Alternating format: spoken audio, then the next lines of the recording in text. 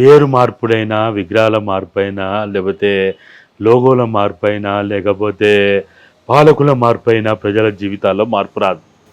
బుగ్గకారు మారినంత మాత్రాన, ముఖ్యమంత్రులు మారినంత మాత్రాన, క్యాబినెట్ మారినంత మాత్రాన, లేకపోతే డీజీపీ పోయి ఇంకో డీజీపీ వచ్చినా, ఒక చీఫ్ సెక్రటరీ పోయి ఇంకోటి చీఫ్ సెక్రటరీ వచ్చినా, దీంతో ఒక ఎమ్మెల్యే పోయి ఇంకో ఎమ్మెల్యే వచ్చినా, దీంతో ఒక ప్రధానమంత్రి పోయి ఇంకో ప్రధానమంత్రి వచ్చినా, ఇదేది కూడా ప్రజల జీవితాల్లో మార్పు తీసుకురావడం అనేది పాలకుల మార్పు వల్ల జరగదు.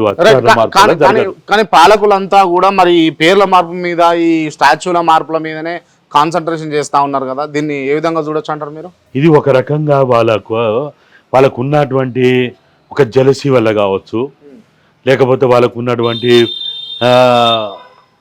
హెచ్చరితనం అంటాం కదా. అంటే ఎక్కడ చూసినా కానీ ఇప్పుడు వీళ్ళకి ఏమైపోయిందంటే, ఈ చంద్రబాబు నాయుడు ఈ ప్రచార సరళి మొదలైన తర్వాత, ఉమ్మడి ఆంధ్రప్రదేశ్ ఉన్నప్పటి నుంచే మొదలైంది.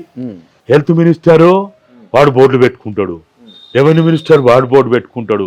అరే నీకు నా పాస్ పుస్తకం నువ్వెవడు ఉండడానికి, నా ఆరోగ్యశ్రీ కార్డు మీద నువ్వెవడు ఉండడానికి.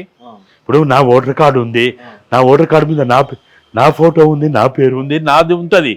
మీరెవడు ఉండడానికి అసలు? అరే మీరేమన్నా నాకు ముందు పుట్టినోడా, వెనక పుట్టినోడా, లేకపోతే అన్నదమ్ములమా, కులమా, గోత్రమా? అంటూ లేదు, సొంటు లేదు. మరి నాకేం సంబంధం అసలు?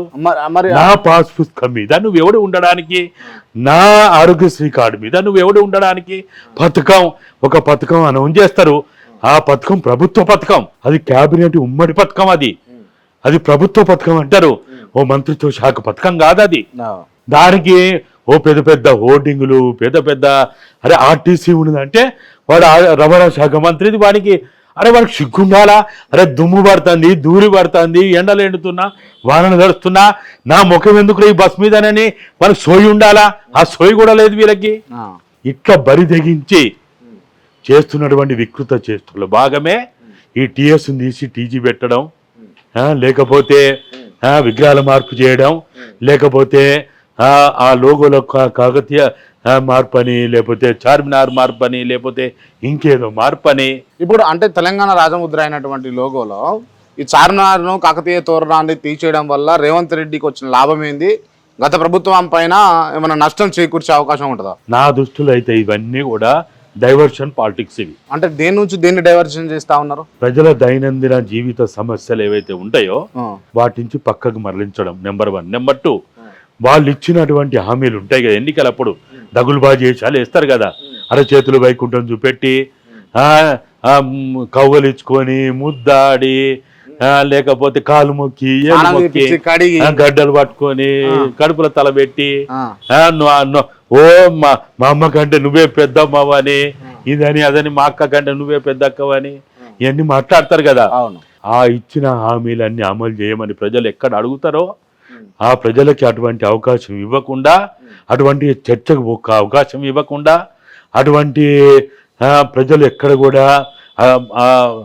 పాలకులను అడగకుండా రోజువారీ ఏదో ఒక కొత్త కథ కావాలి వీళ్ళకి. రైట్. అంటే ఇప్పుడు దీనివల్ల టీఎస్ నుంచి టీజీ చేసినందుకు దాదాపు 1771 కోట్ల రూపాయలు ఖర్చు అయినాయి అని చెప్పేసి పేపర్లో చూస్తా ఉన్నాం. నిజంగా అంతగానో అయినాయా? అయితే మరి వాళ్ళు ఇచ్చిన ఎస్టిమేషనే, ఇది నేను తయారు చేసింది కాదు, ఎవరు తయారు చేసింది కాదు. ప్రభుత్వము వాళ్ళు దాంట్లో రెవెన్యూ మినిస్టర్ కి ఇస్తే శ్రీనివాస్ రెడ్డి పేరు కూడా ఉంది చూడండి. అవును, పొంగులేటి శ్రీనివాస్ రెడ్డి. ఇది ఎందుకంటే ఇది మొత్తంగా కూడా వాళ్ళకి సంబంధించిన విషయం కాబట్టి, బడ్జెట్ సంబంధించిన విషయం కాబట్టి వాళ్ళు చేయాలి. ఇక్కడ ప్రభుత్వము ఏదైనా ఒక చర్య, కేబినెట్ నిర్ణయం జరిగినప్పుడు, లేకపోతే ముఖ్యమంత్రి ఆదేశాలు ఇచ్చినప్పుడు ఆయా శాఖలు దాని మీద పురమాయిస్తాయి. ఆ పనిని అమలు చేయాలంటే ఫస్ట్ బడ్జెట్ ఎస్టిమేషన్ చేస్తారు, దాని తర్వాత దాన్ని అమలు చేయడానికి కావాల్సినటువంటి ఒక యంత్రాంగాన్ని తయారు చేస్తాడు. ఈ బడ్జెట్ ఎస్టిమేషన్ తయారు చేసిన కాపీ ఇవాళ బయటకు వచ్చింది కాబట్టి మీరు అన్నట్టు 1700 కాదు, మీరు మొత్తం చూడలే, ఇంకొకటి ఉంది 997, 2 కలిపితే 2700, ఇక్కడ ఉంది చూడండి, 2767 కోట్ల రూపాయలు. అది వాళ్ళ ఎస్టిమేషన్.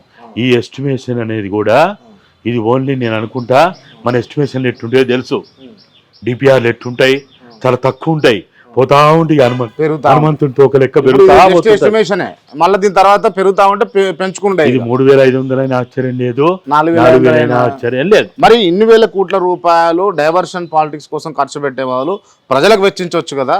మనం అదే అడుగుతున్నాం, మీరే అదే అడుగుతున్నా, నేను అదే అడుగుతున్నా. మనం ఏమంటున్నాం, ఓ రేవంత్ రెడ్డి ముఖ్యమంత్రి గారు, మీరు ఇచ్చిన హామీలు అమలు చేయడంలో కనీసం అన్ని చేయమని మేము అడుగుతలేం. మీరు విద్యారంగంలో మార్పు చేస్తా అన్నారు, 12వ తారీఖు నాడు స్కూళ్ళు తెరవబోతున్నాయి, ఇప్పటి వరకు దాంట్లో ఏ మార్పు చేస్తున్నారు ఒక్కటి చెప్పండి. నీ రైతు బంధు అడుగుతలేం, రైతు భరోసా అడుగుతలేం, రైతు రుణమాఫీ అడుగుతలేం, మీరు చెప్పినటువంటి 6 గ్యారెంటీలు, పనిలో ఉన్న 13 గ్యారెంటీలు అడుగుతలేం. మేము అడుగుతున్నదల్లా కూడా విద్యారంగంలో మార్పు చేస్తా అన్నారు. అది దగ్గర పడ్డే రోజులు, ఎక్కువ కాలం లేదు. 12వ తారీఖే, ఇవాళ 8వ తారీఖు, 4 రోజులు ఉన్నది. ఆ పని ముంగిట పెట్టుకొని దాన్ని వదిలిపెట్టి మిగతా పని ఎత్తుకున్నారంటేనే మీకు దాని పట్ల ఎంత చిత్తశుద్ధి ఉన్నదన్నది అర్థమవుతుంది. నెంబర్ 1. నెంబర్ 2, మీరు ఆరోగ్య ఇక్కడనే సెక్రటరియట్ ముందు ఎంతమంది, దాదాపుగా 4,000 మందికి నర్సులకి అప్పుడెప్పుడో సెలెక్ట్ అయిన వాళ్ళకి మళ్ళీ పట్టుకొచ్చి దాని గుంపు గోవిందాన్ని పట్టుకొచ్చి వాళ్ళని అక్కడ పెట్టి అపాయింట్మెంట్ ఆర్డర్లు ఇచ్చినట్టు చేసిండ్రు. మరి ఇప్పుడు నువ్వు నీ హాస్పిటల్ని ఏం చేసినావు, నీ ప్రైమరీ హెల్త్ సెంటర్లు ఏంది, నీ నియోజకవర్గ స్థాయి 30 బెడ్డెడ్ హాస్పిటల్ ఏం చేసినావు, జిల్లా స్థాయిలో ఉన్న హాస్పిటల్ ఏం చేసినావు?